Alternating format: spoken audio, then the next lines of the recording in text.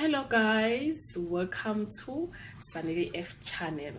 Today guys, sikleza kokwantsile, which means that sikhama umbele kuyiwona unobiso oluningi. So ke guys, namhlanje ke ngidecidile kule channel ukuthi ngizokhuluma ngamalobolo. Intombi ke kodwa ngizokhuluma ngamalobolo omZulu, intombi yoMzulu. Intombi yoMzulu ke yayilotsholwa ngeinkomo ezu-11. Intombi yayilotsholwa ngeinkomo ezu-11. Ebese kuthi intombazane ezalwa induna yayilotsholwa ngeinkomo ezu-16. Ebese kuthi intombazane ezalwa inkosi noma inkosazane yayilotsholwa ngeinkomo ezu-24, if I'm not mistaken. Yakwakuba njalo, kodwa ke ngizojula kakhulu la entombazane nje enormal. Intombazane enormal inkomo ezu-11. Inkomo ka-11 kwabe ukuthi intombazane iziphathe kahle noma ke isayintombi into isagcwele akazi izihlangane umuntu wesilisa, so yayinkomo ezu-11. Then inkomo le ka-11 ekamama yokuthi ubekwa ukwazile ukugada intombazane ukwazi ukugada intombazane.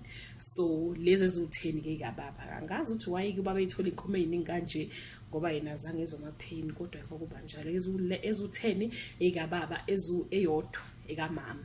So if sekwenzekile ke kwasukubuka ukuthi mhlambe ke uhlangane nomunye umuntu on the other side wathatha umntombi bakusho ukuthi wena usuyinkomo ezu-10 if awunayo ingane, unless ke usibari or umkhwenyana decide ukuthi yazini umuntu wami it's fine, even if awuseyona intombi it's fine, mina ngizoyikhokha le ka-11 it's fine. Kuyenzeka ke nalokho, kodwa ke kahle kahle usuyinkomo ezu-10.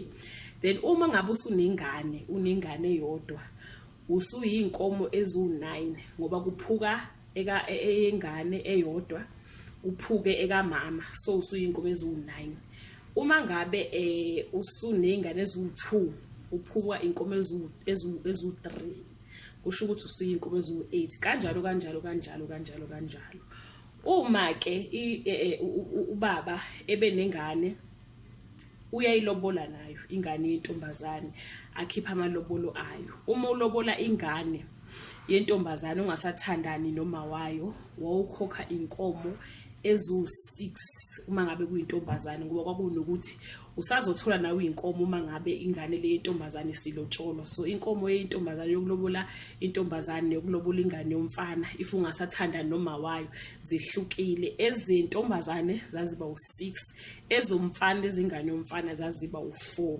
So if wenziwa lolu siko lokulotsholwa kwengane, wawufika ulethe inkomo, usho ukuthi uzolobola umntanakho, uyamthatha umusa isibongweni sakho, useyobiza isibongo sakho noma useyoba ingxenye useyohlala ekhaya kini ngokusemthethweni. Ekhaya kubo intombazane babe hlabe imbuzi, bayenzile umcimbi, bayikhiphe basho ukuthi ke ingane ewusibani ezalo ubani siyayikhipha namhlanje. Abakubo kwengane bakhokhile yonke imfanelo beyifuneka kulomuzi, ebese ingane iyahamba yakubo, nakubo ifike futhi emukelwe ngenye imbuzi, bathi ke nangumntwana ke wethu osuka kuphi owala ikhaya ngokusemthethweni, silenzile lonke usiko. So ke guys, amalobola ihamba kanjalo ke. So in these days guys, amalobola seyimali. So if ukuthi inkomo ezu-11, you can calculate for yourself ukuthi mangabe inkomo ezu-11 inkomo yodwa imalini. So 13,000, 12,000 ke 12,000 times 11 kusho ukuthi imalini. Let me just say 12,000 times 11, 132,000. Amalobolo amaZulu lawo. Guys, till we meet again, I love you so much. If you want me to talk about something else, yesiZulu, if ufuna ngikhulume ngento yesiZulu, please leave your comment below. Or if lolu siko lokulobola nilenza ngenye indlela ekhaya kini, you can leave your comment below. Siphinde sihlangane futhi ngokuzayo. Ayixabene. Bye.